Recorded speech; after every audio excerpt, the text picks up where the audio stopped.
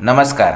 Sahyadri nature ट्रेल्सच्या Panhala किल्ल्याच्या ह्या 7व्या भागात मी सर्व इतिहासप्रेमी रसिकजनांचं स्वागत करतो. पन्हाळा किल्ल्याच्या ह्या 7व्या भागात आपण एका महत्त्वाच्या ऐतिहासिक स्थळदर्शनाची सुरुवात करूया. छत्रपती राजाराम महाराजांच्या स्वर्गवासानंतर ताराबाई मुख्यतः पन्हाळा आणि विशाळगड भागातच वास्तव्याला होत्या. करवीर गादीची स्थापना झाल्यावर त्यांनी पन्हाळा राजधानी करण्याचे निश्चित केले आणि स्वतःच्या निवासासाठी एक नवीन वाडा बांधला, जो आपण आजही उत्तम स्थितीमध्ये पन्हाळा किल्ल्यामध्ये पाहू शकतो. हा वाडा आजही करवीर छत्रपती घराण्याच्या मालकीचा आहे. इसवी सन 1708 ते 1710 ह्या काळामध्ये ह्या वाड्याची बांधणी झाली. सध्या मात्र ह्या वाड्याच्या संकुलात पन्हाळा गिरीस्थान नगर परिषदेचे कार्यालय आणि बॉईज मिलिटरी हॉस्टेल व एक स्थानिक शाळा देखील आहे. त्यामुळे हा वाडा इतिहासप्रेमींना आतून पाहता येत नाही. या वाड्याची अजून एक खासियत म्हणजे राजवाड्याच्या आतील एका खाजगी विभागात आजही करवीर छत्रपती घराण्याचे देवघर जतन केले गेलेले आहे. या देवघरात महाराणी ताराबाईंच्या नित्यपूजेतील मूर्ती देखील आहेत. पण सध्या इतिहासप्रेमींच्या दर्शनासाठी आतील भाग खुला नसल्याने आपण ते पाहू शकत नाही. ह्या वाड्याच्या प्रांगणातनं जेव्हा आपण बाहेर पडतो तेव्हा आपल्याला येथे अतिशय सुंदर रीतीने तोफांच्या गाड्यांवर ठेवलेल्या तोफा येथे संग्रहित स्वरूपात पाहायला मिळतात. अतिशय चांगल्या रीतीने या तोफांचं संवर्धन करून ह्यांना त्यांच्या गाड्यावर ठेवून त्यांची जुनी शान परत मिळवून देण्याचा प्रयत्न केला गेलेला आहे. अतिशय सुंदर रीतीने या तोफा राजवाड्याच्या बाहेरच्या चौकामध्ये मांडून ठेवलेल्या आहेत आणि येथे इतिहासप्रेमी या तोफांचं दर्शन जवळून घेऊ शकतात.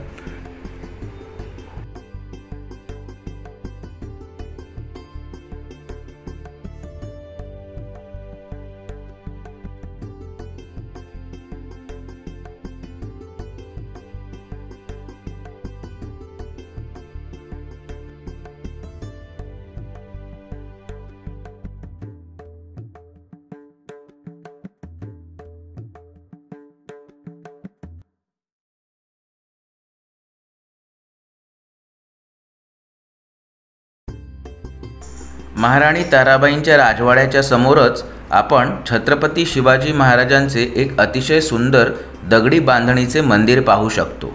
राजवाडा चौकाची शान ह्या मंदिरामुळे दुप्पट वाढली आहे. राजश्री श्रीमंत छत्रपती शाहू महाराजांनी 1913 साली ह्या मंदिराची स्थापना केली. काळ्या दगडातील हे मंदिर 20व्या शतकातील दगडी वास्तुकलेचा एक सुंदर असा नमुना आहे. हे मंदिर जरी छोटेसे असले तरी अतिशय कलात्मक आहे. ह्या मंदिरात आपण 1.5 ते 2 फूट उंचीची श्रीमंत छत्रपती शिवाजी महाराजांची संगमरवरी मूर्ती पाहू शकतो. कोल्हापूर जिल्ह्यातील कागल गावचे मूर्तिकार श्री सुतार यांनी ही मूर्ती घडवली असे स्थानिक माणसांकडनं आम्हाला समजले. राजश्री छत्रपती शाहू महाराज या मंदिरात नियमितपणे दर्शनासाठी येत असत. आजही शिवजयंती किंवा राज्याभिषेक ह्या दिवशी अनेक शिवभक्तांची पन्हाळा किल्ल्यावर ह्या मंदिरात दर्शनासाठी गर्दी होते.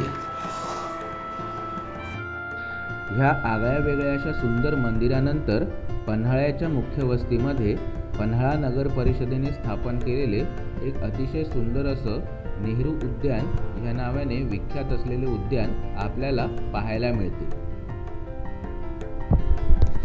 महाराणी ताराबाई यांच्या राजवाड्याच्या पुढे आल्यावर आपल्याला एक मंदिर दिसते. स्थानिक मान्यतेनुसार हे गडावरील प्राचीनतम मंदिर आहे. याची बांधणी सध्याच्या नूतनीकरणाच्या आड लपल्याने समजून येत नाही, पण खांबांच्या रचनेनुसार हे भूमिज पद्धतीचे, ज्याला सामान्यतः हेमाडपंथी समजतो तसे असावे असा अंदाज करता येतो. हे मंदिर सुमारे 1000 वर्षे जुनं असावे. राजा गंडरादित्य भोज शिलाहार ह्याची कुलदेवता म्हणून महालक्ष्मीची स्थापना येथे करण्यात आले असे इतिहास पाहताना समजून येते. औरंगजेबाची सत्ता येथे असताना मंदिराचे नुकसान घडवण्यात आल्याची नोंद मुघल दरबारच्या बातमीपत्रात आपल्याला आढळते. पुढे करवीर छत्रपतींच्या सत्ताकाळात ह्या मंदिराला पुनर्वैभव प्राप्त झाले.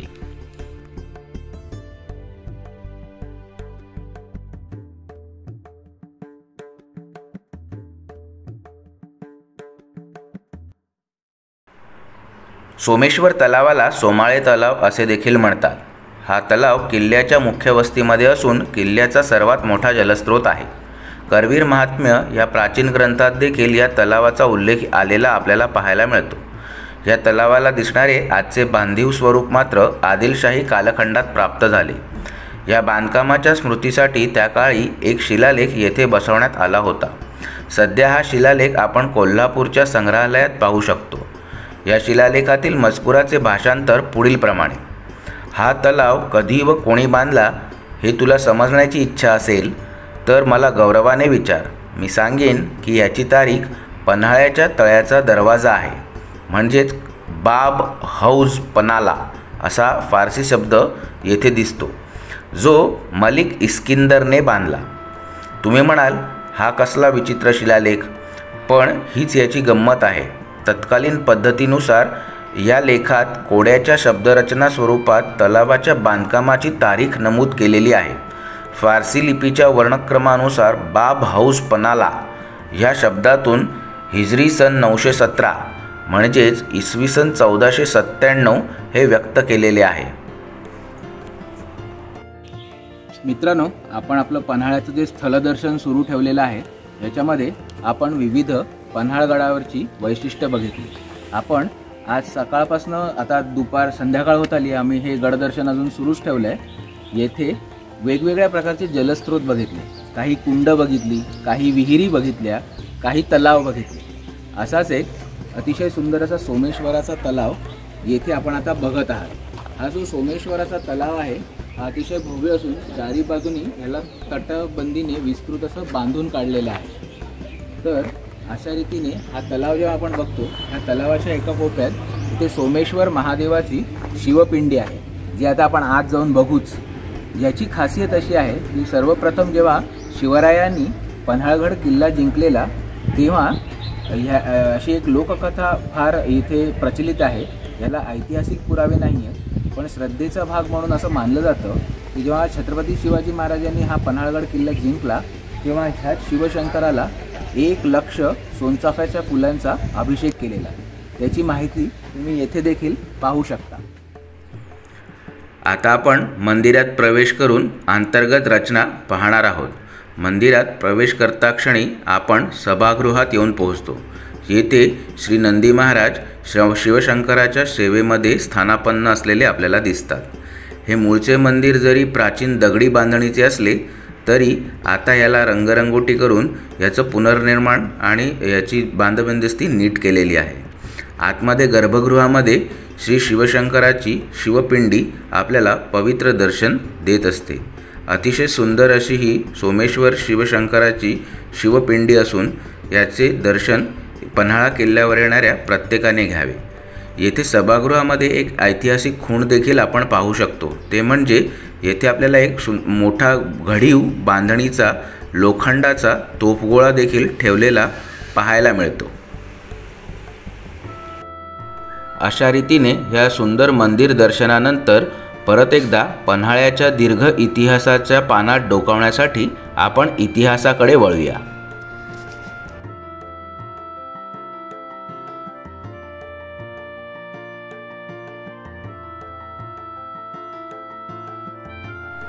आजपर्यंत आपण शिलाहार यादव काळापासून ते बहमनी आदिलशाही काळापर्यंत आणि छत्रपती शिवाजी महाराजांपासून ते छत्रपती राजाराम महाराजांपर्यंत पन्हाळ्याचा इतिहास पाहिला. यापुढील इतिहास पाहताना मराठा इतिहासातील चातुर्य आणि पराक्रमासोबतच कपटकारस्थाने व दुहीचा दुसरा अध्याय देखील पन्हाळ्याच्या इतिहासात आपल्याला पाहायला मिळतो. मराठा आणि मुघल संघर्षामध्ये मुघल बादशाह औरंगजेब छत्रपती संभाजी महाराजांच्या पत्नी व लहान राजपुत्र शाहू ह्यांना रायगडावर 1689 साली कैद करतो. तेव्हा शिवरायांचे कनिष्ठ पुत्र राजाराम महाराज सिंहासनावर बसतात व मराठ्यांचे नेतृत्व करतात. 1700 साली त्यांची प्रकृती अस्वस्थ्यामुळे मृत्यू होतो. तेव्हा औरंगजेबाला आशा वाटू लागते की आता तरी मराठी राज्याला नेतृत्व नाही, राज्याचा वारसदार त्याचा कैदी आहे. तेव्हा राजाराम महाराजांच्या पत्नी महाराणी ताराबाई ह्या विक्राळ संकटाला यशस्वी रीतीने तोंड देतात. त्यांच्या मुलाला त्या मराठ्यांच्या राजगादीवर बसवतात, जो मराठ्यांचा चौथा छत्रपती शिवाजी महाराज द्वितीय म्हणून राजा बनतो. पण दुर्दैवाने हे शिवाजीराजे द्वितीय वयाने अतिशय लहान व मानसिकदृष्ट्या सक्षम देखील नसतात. त्यामुळे सर्व कारभार महाराणी ताराबाई यांच्याच हातात असतो. ताराबाई महाराणी साहेब ह्या आपल्या पुत्राच्या मराठ्यांच्या सिंहासनावरील दाव्याविषयी कमालीच्या जागरूक असतात. शिवाजी महाराजांचा ज्येष्ठ पुत्र संभाजी महाराज ह्यांचा पुत्र जवळपास 18 वर्ष मोगलांच्या कैदेत असतो. त्यामुळे त्या बाबतीत महाराणी ताराबाई काहीशा निश्चिंत असतात. पण राजाराम महाराजांच्या दुसऱ्या पत्नी राजसबाई व त्यांचा पुत्र संभाजीराजे द्वितीय ह्यांना मात्र ताराबाईंनी पन्हाळा किल्ल्यावर विशेष बंदोबस्तात कैदेत ठेवले असते, जेणेकरून त्यांनी मराठा राज्यावर हक्क सांगू नये. ही पन्हाळ्याच्या इतिहासाच्या दीर्घ कालखंडातील राजा भोज ह्याच्या कैदेनंतरची दुसरी राजकीय कैद. करवीर छत्रपती संभाजी महाराजांच्या समाधी मंदिराच्या जवळ आपण अजून एक प्राचीन इमारत पाहू शकतो.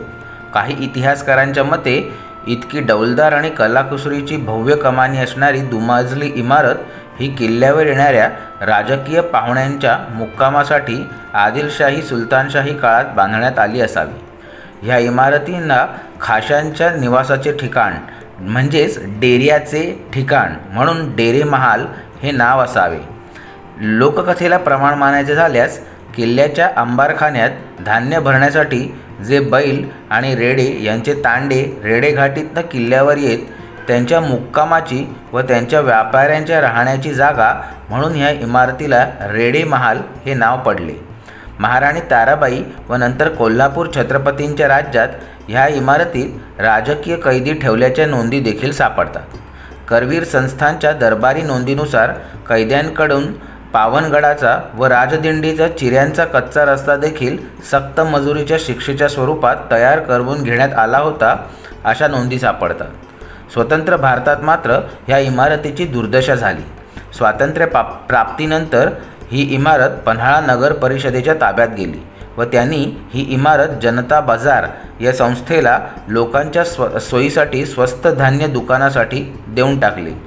ह्या स्वस्त धान्य रेशनिंग दुकानामुळे इमारतीमध्ये उंदीर आणि घुशींचा सुळसुळाट झाला. पुढे हे दुकान तोट्यात जाऊन बंद पडले, पण उंदरांचा मुक्काम मात्र येथे कायम राहिला. त्यांनी चक्क आतील शहाबादी फरशा देखील पोखरून बिळे करून इमारतच पोखरून धोकादायक अवस्थेला पोहोचवली. पन्हाळा नगर परिषद व जनता बाजार संस्थेत इमारतीच्या मालकी हक्कावरून वाद सुरू असून 20 वर्षाहून अधिक काळ हे प्रकरण न्यायप्रविष्ट आहे. या भांडणात पुरातत्व खाते ह्या इमारतीची देखभाल करू शकत नाही. त्यांनी केवळ येथे एक ऐतिहासिक इमारत आहे हा फलक लावून त्यांचे काम पूर्ण केलेले आहे. आणि अशा रीतीने आपल्याला सरकारी पातळीवर पन्हाळ्याच्या इतिहासाविषयी किती आस्था आहे ते देखील येथे दिसून येते. रेडे महालाच्या विरुद्ध बाजूलाच आपल्याला पन्हाळगड किल्ल्यावरचं अतिशय महत्त्वाचं असं अजून एक ऐतिहासिक स्थळ पाहायला मिळतं. ते म्हणजे पंत अमात्य रामचंद्र निळकंठ बावडेकर यांची समाधी. चला तर आता आपण समाधीच्या प्रांगणात जाऊन ह्या भागाचा छोटासं अवलोकन करूया आणि त्याचबरोबर रामचंद्र पंत अमात्य यांचा इतिहास देखील जाणून घेऊया. आपल्याला आता समोर जी दिसते ती डाव्या बाजूला रामचंद्र पंत यांच्या पत्नींची समाधी आहे.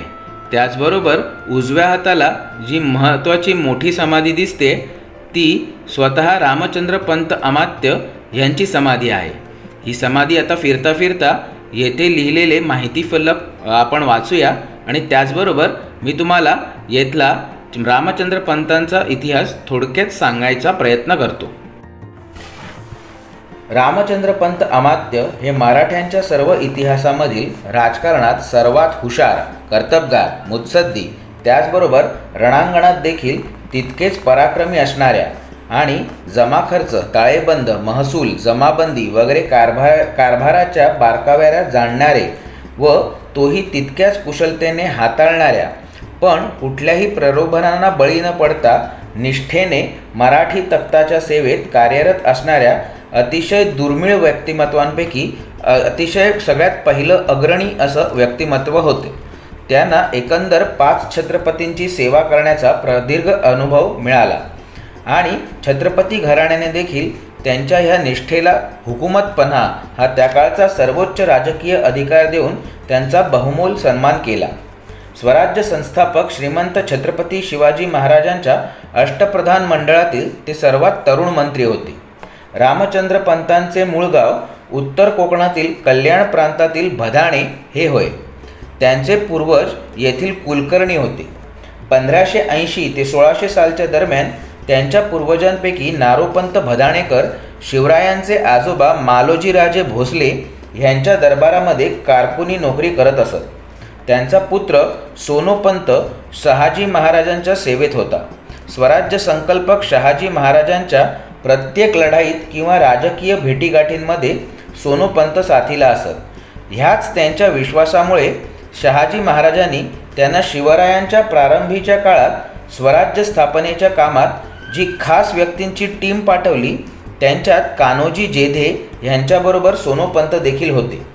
1641 ते 1645 या काळात सोनोपंत शिवाजी महाराजांचे परराष्ट्र मंत्री होते.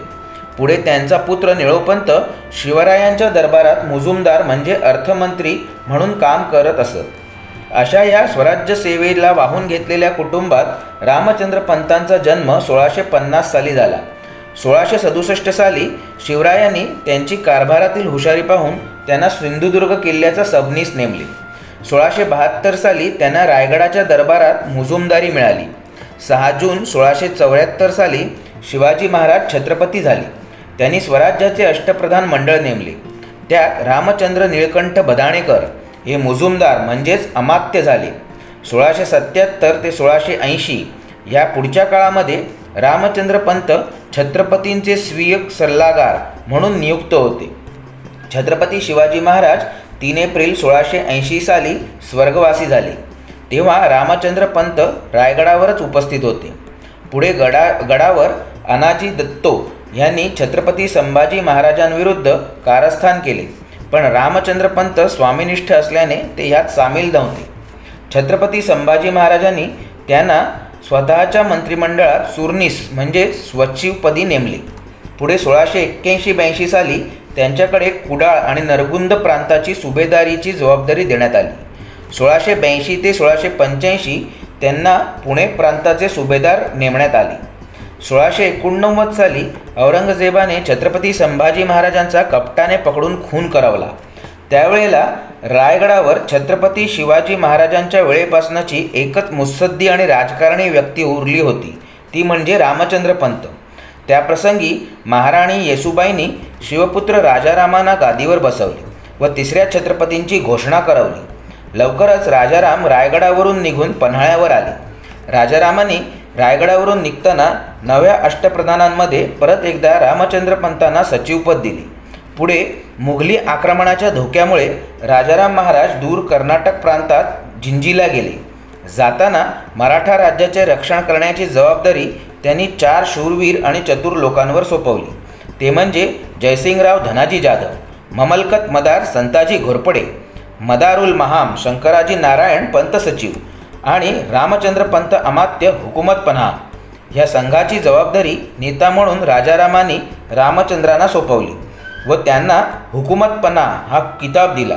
हुकूमतपणा म्हणजे छत्रपतींच्या अनुपस्थितीमध्ये त्यांचा हुकूम हा छत्रपतींचा हुकूम मानला जावा अशा अधिकाराची व्यक्ती. धनाजी व शंकराजी यांना उत्तर स्वराज्याच्या रक्षणाची जबाबदारी दिली व संताजी आणि रामचंद्र पंत मिळून दक्षिण बाजूच्या रक्षणाकडे पाहू लागले. 1689 ते 1693 या काळात रामचंद्र पंतांनी वाई, प्रतापगड आणि पन्हाळा किल्ले मोगलांच्या ताब्यातनं पुन्हा जिंकले.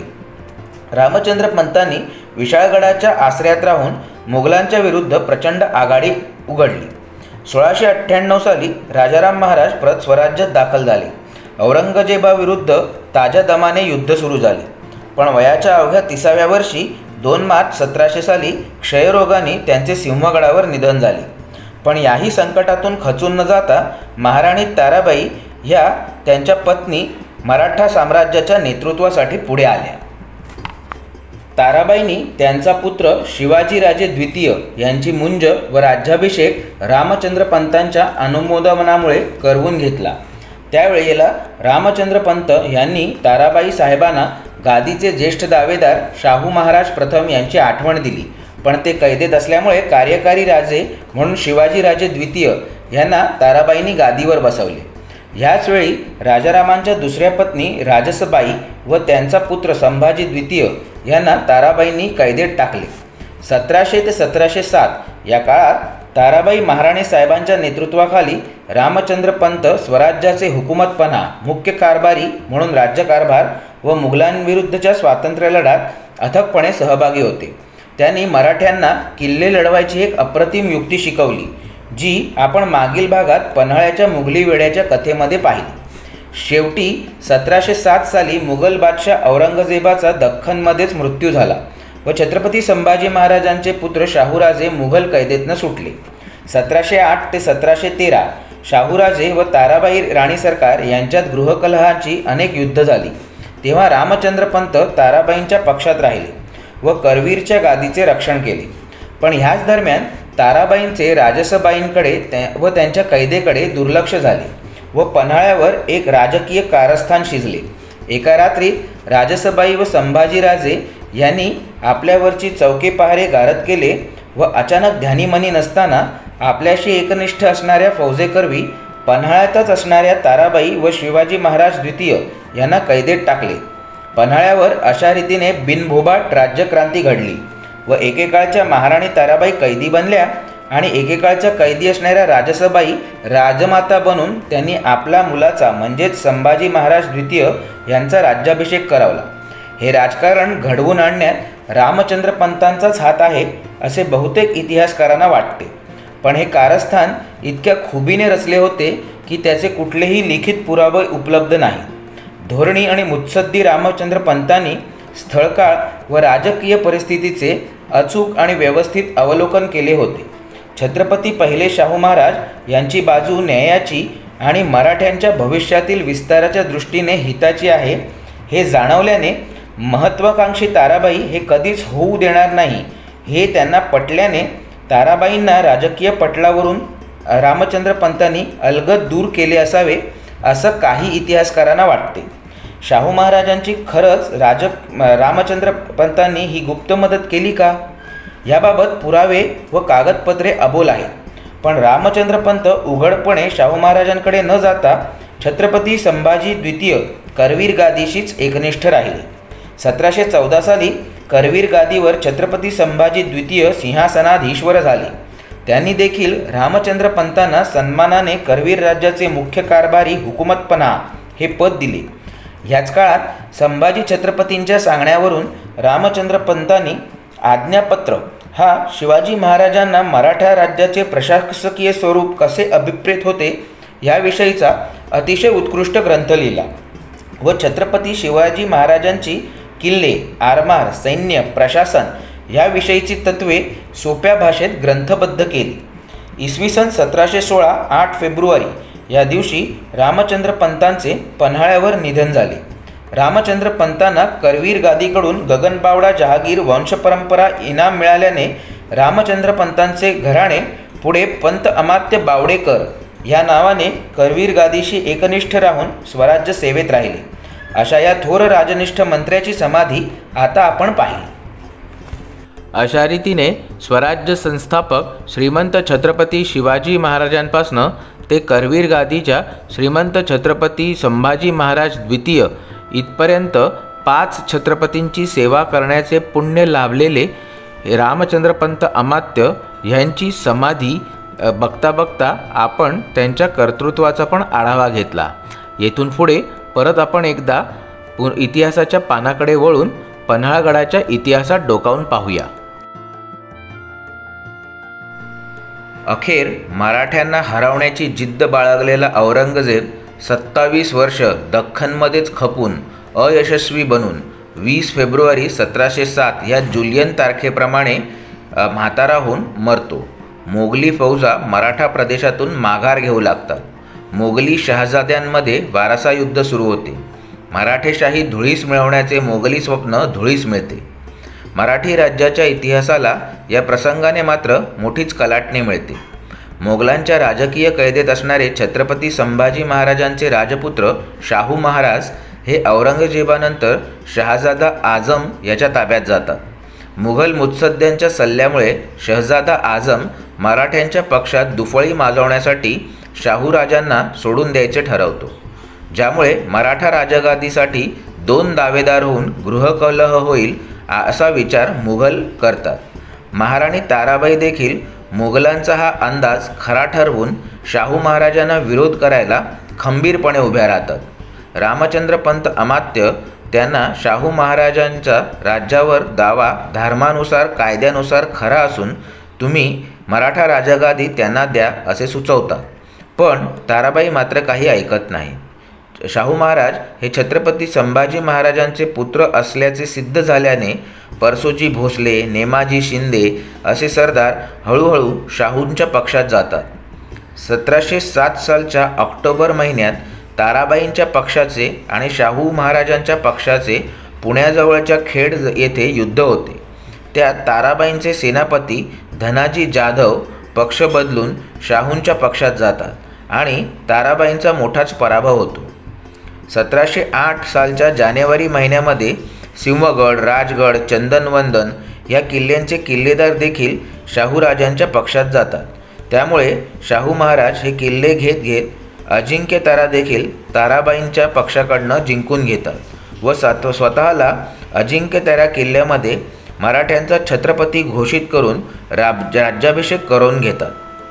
दरम्यानच्या काळात ताराबाई पन्हाळा किल्ल्याकडे माघार घेतात.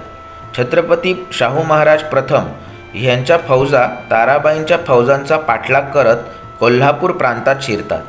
विशाळगड, वसंतगड, पावनगड असे किल्ले जिंकत शाहू महाराजांच्या फौजा ताराबाईंना पन्हाळ्यावर घेरतात. त्यामुळे मराठ्यांचाच पक्ष मराठ्यांच्याच किल्ल्याला बाहेरून वेढा घालतो आणि मराठ्यांच्याच एका पक्षाचे जे नेतृत्व असते ते दुसऱ्या नेतृत्वाच्या विरुद्ध उभे राहून संपूर्णपणे गृहकलहामध्ये पन्हाळगड किल्ला घेरला जातो. शेवटी पन्हाळगडावरून सुद्धा ताराबाईंना रांगण्याकडे पलायन करावे लागतं. तेथेही शाहू महाराजांच्या फौजा पोहोचल्याने रामचंद्र पंत अमात्य ताराबाईंना सिंधुदुर्ग किल्ल्यावर माघारीचा सल्ला देतात. मुघल बादशाह मुअज्जम बहादूर शाह पहिला ह्याच्या दबावामुळे आणि त्याचा पाठिंबा मिळवण्यासाठी मुघल वारसा युद्धात मुअज्जमतर्फे मदत म्हणून ऐनवेळी छत्रपती शाहू महाराजांना ताराबाईंच्या मागे गेलेल्या फौजा परत बोलवाव्या लागतात आणि त्या मोगलांच्या मदतीसाठी दिल्लीकडे पाठवाव्या लागतात. त्याचाच फायदा घेऊन ताराबाईंच्या फौजा पन्हाळा आणि कोल्हापूर परत एकदा काबीज करतात. त्यामुळे मराठा राज्यात उघड दुफळी माजते व राजगादीचे 2 वारसदार बनतात. धनाजी जाधवांचे मुख्य कारभारी बाळाजी विश्वनाथ हे धनाजी जाधव, परसोजी भोसले, कान्होजी आंग्रे असे एक महत्त्वाचे सरदार छत्रपती शाहूंच्या पक्षात वळवतात. हळूहळू ताराबाईंचा पक्ष लहान व कमजोर पडत जातो. तरीही हार न मानता महाराणी ताराबाई इसवी सन 1710 साली करवीर राज्याची स्थापना पन्हाळा किल्ल्यावर स्वतःचा मुलगा शिवाजी महाराज द्वितीय यांचा पुनश्च राज्याभिषेक करून करतात.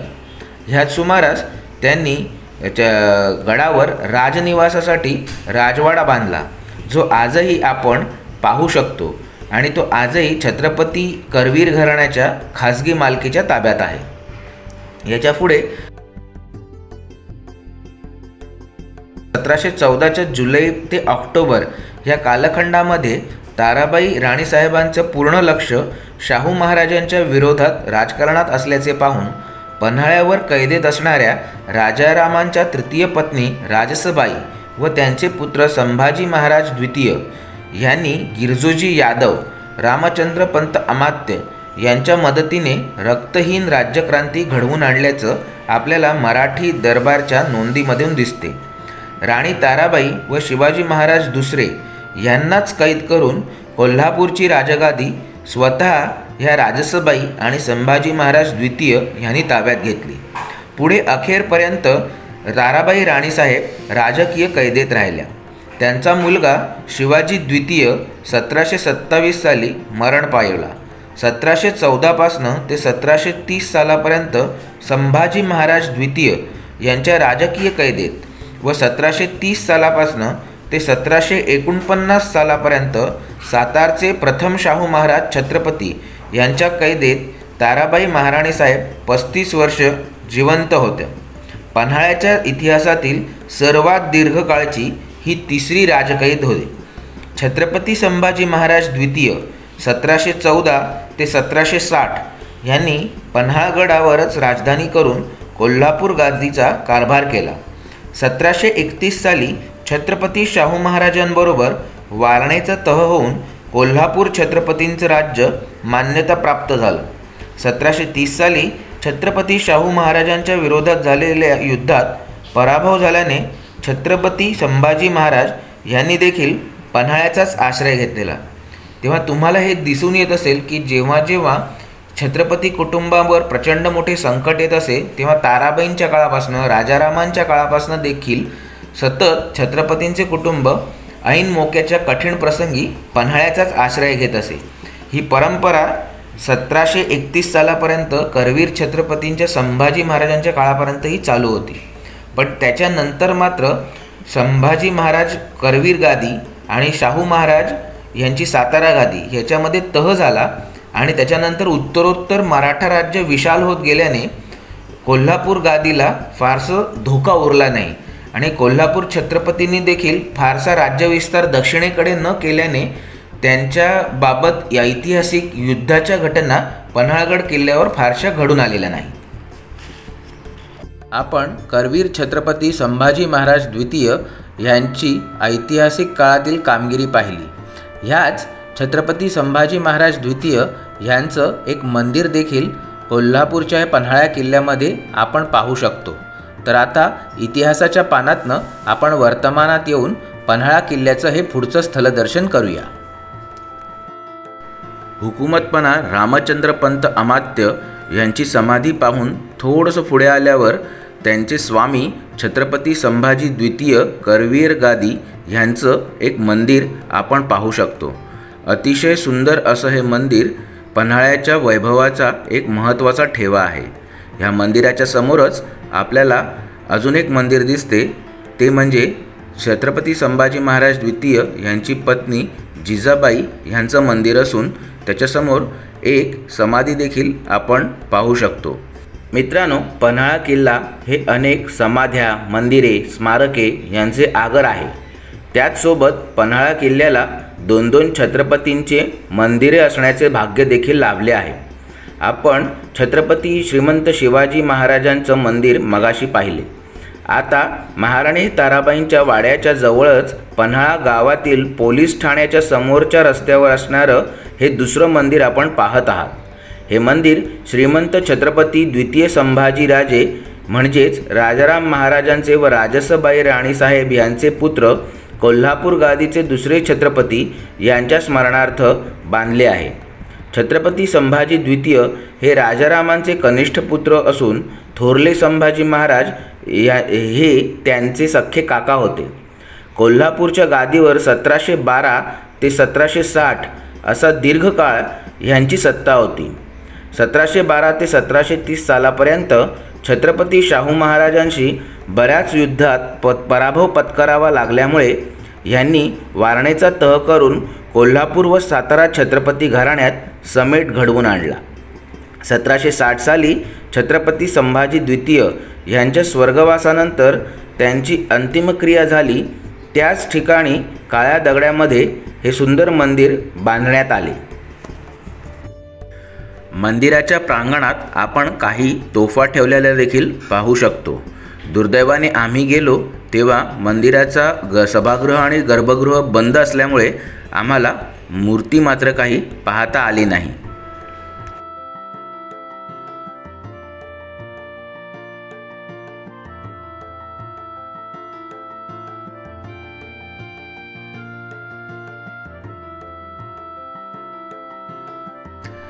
छत्रपती संभाजी महाराज द्वितीय यांच्या मंदिराच्या पाठी मंदिराला अगदी लागूनच भूमिगत स्वरूपाची अष्टकोनी विहीर बांधलेली आपल्याला दिसते। ही अतिशय सुंदर वास्तुरचनेचा नमुना असून प्रत्येकाने मंदिराला भेट दिल्यानंतर पाठीमागे येऊन ह्या विहिरीचे दर्शन करावं अशीच योग्यतेची आहे। तुम्ही बघू शकता मे महिन्यामध्ये सुद्धा किती काठोकाठ नितळ स्वच्छ पाणी या विहिरीमध्ये उपलब्ध आहे। आजही येथील वस्तीमध्ये हेच पाणी पिण्यासाठी वापरले जाते। अशी ही सुंदर अष्टकोनी भुयारी बांधणीची विहीर पन्हाळा किल्ल्याचं वैभवच आहे। पन्हाळ्याची ही प्राचीन कथा सांगता सांगता आता आपण आपल्या पुढील स्थलदर्शनाकडे येऊन पोहोचलो आहोत। पण हे स्थलदर्शन आता आपण पुढील एपिसोडमध्ये करणार आहोत। हा एपिसोड तुम्हाला कसा वाटला हे आपल्या प्रतिक्रियांद्वारे आम्हाला नक्की कळवा। हा व्हिडिओ आवडल्यास पन्हाळ्याचा पुढील उत्कंठावर्धक माहितीसाठी सबस्क्राईबचे बटन दाबून बेल नोटिफिकेशनवर क्लिक करा, जेणेकरून येणाऱ्या भागांचे नोटिफिकेशन आपल्याला मिळेल। महाराष्ट्राचा हा वैभवशाली इतिहास आपल्या मित्रपरिवाराला फॉरवर्ड करून अधिकाधिक लोकांपर्यंत पोहोचवण्यासाठी आम्हाला नक्की मदत करा, ही आमची नम्र विनंती। धन्यवाद। पुन्हा भेटूया पुढील व्हिडिओमध्ये।